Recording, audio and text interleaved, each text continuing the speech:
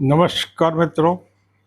આજે આપણે અમરનાથ યાત્રાની વાત કરવી છે કે હિમાલયના પ્રદેશની અંદર આમ તો કહી શકાય, પરંતુ જમ્મુ કાશ્મીરમાં આવેલા અમરનાથની ગુફાઓમાં એક શિવલિંગ બને છે, તમે બધા જાણો છો. અને અમરનાથની યાત્રા માટે દર વર્ષે હજારો લોકો આ ખૂબ ઊંચાઈ ઉપર આવેલા સ્થળે જતા હોય છે અને પોતે ધન્યતા અનુભવતા હોય છે. પોતે પવિત્ર થયા, શિવલિંગના દર્શન કર્યા એવા ભાવથી તૃપ્ત થતા હોય છે. એટલે આ શિવલિંગ પાછળ એવી કથા છે કે ભગવાન શિવે, જેને મહાદેવથી ઓળખો છે, ભગવાન શિવે પાર્વતીને, પોતાના પત્ની પાર્વતીને અમરત્વનું રહસ્ય સમજાવ્યું હતું. ગુફાની અંદર બેસી અને ભગવાન શિવે પાર્વતીને અમરત્વનું રહસ્ય સમજાવ્યું હતું. અને આ બાબતો લોકકથામાં, લોક કિંવદંતીમાં અને પુરાણોમાં પડેલી છે. અને એના કારણે આનો ખૂબ ધાર્મિક મહત્વ મળ્યું છે. માણસ ગરીબ હોય, તવંગર હોય, સશક્ત હોય, અથવા તો ઘણા બધા શારીરિક રીતે નિર્બળ હોય એવા લોકો પણ આવી યાત્રાઓ, જો આર્થિક સંજોગો સારા હોય તો આવી યાત્રા કરવાનું ચૂકતા નથી. લગભગ 57 દિવસ સુધી આ યાત્રા ચાલતી હોય છે. અને 4500 મીટર કરતાં ઊંચે આવેલા આ સ્થળ ઉપર હવાનું દબાણ ઘણું હોય છે. દબાણ ઘણું ઓછું હોય છે. એના કારણે શ્વાસ લેવામાં તકલીફ થતી હોય, અને એના કારણે નબળા હૃદયના લોકોને, શારીરિક બીજી પીડાઓવાળા લોકોને ઘણી મુશ્કેલી પડતી હોય છે અને ઘણા બધા અપમૃત્યુ થતા હોય છે. પરંતુ આવું થતું હોય અને લોકો પાછા કંઈક સૌભાગ્ય માનતા હોય છે. શું માનતા હોય છે કે ભાઈ આ તો અમારા ભાગ્યમાં હતું. એ ભગવાન શિવે એમ કે ગુફામાં બેસીને પાર્વતીને જે કથા સંભળાવી હોય, અમરત્વનું તત્વજ્ઞાન આપ્યું હોય.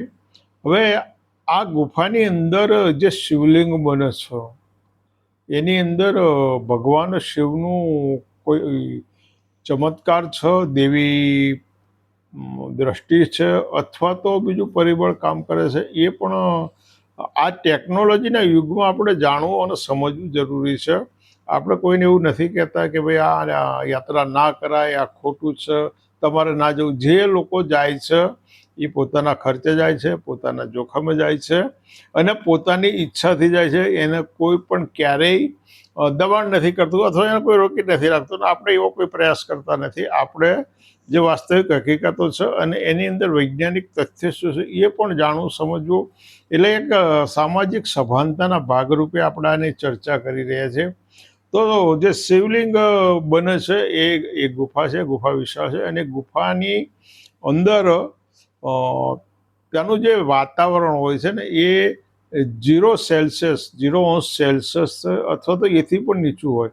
એટલે આટલું ઠંડુ વાતાવરણ હોય ને, એમાં પાણી બરફ થઈ જાય. હવે જે જગ્યાએ શિવલિંગ બને છે એ એકચ્યુઅલી ઉપરથી પાણી એક એક ટીપું પડતું હોય. જેવું પાણી પડે એવું એનો બરફનો થર જાય છે. એટલે એક થર ઉપર બીજો થર, જેમ જેમ એક પાણીનું ટીપું પડે, બીજું પાણીનું ટીપું પડે, એટલે એક થર થાય, બીજો થર, એમ થર જતા જાય છે. અને એ 7-8 ફૂટ સુધીનું એક પ્રકારનો બરફનો થાંભલો બની જતો. શું બનતું? આ કુદરતી પ્રક્રિયા છે. આની અંદર કોઈ દેવી તત્વ નથી, કોઈ અલૌકિક શક્તિ નથી. અને ત્યાંનું જે હવામાન છે, કુદરતી હવામાન છે, એના કારણે આ પ્રક્રિયા બને છે. અને એને વિજ્ઞાનની ભાષામાં આઈસ સ્ટેગેલાઇટ કહેવામાં આવે છે. અને આ શિવલિંગ કુદરતી બનેલું છે, કુદરતી પ્રક્રિયાથી બને છે, હવામાનના કારણે. એનો ખૂબ મોટો ભૌતિક પુરાવો એ છે કે દર વર્ષે શિવલિંગનો ઊંચાઈ, એનો આકાર, એનું કદ, આ દર વર્ષે બદલાતું રહે છે. અને એના કારણે લોકો એનો દર્શન કરવા તલપાપડ હોય. પણ એની સાથે એક કથા એવી જોડવામાં કે ચંદ્રની કળામાં વધઘટ થાય એમાં શિવલિંગના આકારમાં વધઘટ થાય છે. આ એક કથા છે. વાસ્તવિકતા એવી છે કે ત્યાંનું જે વાતાવરણ હોય, ગુફાની અંદરનું વાતાવરણ, બહારનું વાતાવરણ, લોકોના ખૂબ ધસારો હોય અને લોકોના ધસારાના કારણે જે હવામાનમાં ગરમી પેદા થાય ને એના કારણે પણ વાતાવરણ ગરમ થાય અને એના કારણે જે શિવલિંગ હોય ઘણી બધી વખત વહેલું પીગળી જતું હોય. આ વખતે એવું બન્યું કે 4 જુલાઈએ શરૂ થયેલી આ યાત્રામાં 5 દિવસ પછી, માત્ર 5 દિવસ પછી આખું શિવલિંગ ઓગળી ગયું છે. શું થયું છે? 5 દિવસ પછી તો ઉનાળા. બીજી વસ્તુ એ છે કે કોઈ પણ ઉનાળામાં શિવલિંગ નથી બનતું. આપણે એક સમજવા જેવી બાબત છે. શિવલિંગ બને છે એ શિયાળામાં, એટલે આપણે એના ચોમાસું આપણે કહીએ છીએ, પણ એ શિયાળાનો સમયગાળો એ સમયગાળામાં બનતું હોય છે. ઉનાળામાં શિવલિંગ બનતું નથી. જ્યારે જ્યારે શિવલિંગ બને દર વર્ષે બને છે. દર વર્ષે એના આકાર, કદ, ઊંચાઈ જુદા જુદા હોય છે. પછી એનો ટકવાનો સમયગાળો ઘણી વખત ઉષ્ણ તાપમાન ઘણું નીચું હોય તો એ લાંબા સમય સુધી ટકી રહેતું હોય છે. આ વર્ષે માત્ર 5 દિવસ જ બન્યું કેવું. એટલે એની સાથે સાથે આ અમરનાથનું જે શિવલિંગ છે ને એને 2 પરિબળો નિયંત્રણ કરે. એક તો કુદરતી વાતાવરણ, હવામાન એને નિયંત્રિત કરે છે. બીજું કે ત્યાં જવા આવવાવાળા લોકોની સંખ્યા આ વખતે સુપ્રીમ કોર્ટે 10,000ની સંખ્યા નિયંત્રિત કરી હતી. એની જગ્યાએ બહુ ટૂંકા ગાળામાં 85,000 લોકો પહોંચી ગયા. કેટલા? 85,000 લોકો પહોંચી ગયા. સાથે સાથે સુપ્રીમ કોર્ટે એક જગ્યાએ એવું પણ કહ્યું હતું કે ભાઈ લોકોની ધાર્મિક ભાવનાને ઠેસ પહોંચે ને એવા રીલ અથવા વિડીયો ના બનાવવા જોઈએ, અથવા તો એવી વાત ના કરવી જોઈએ.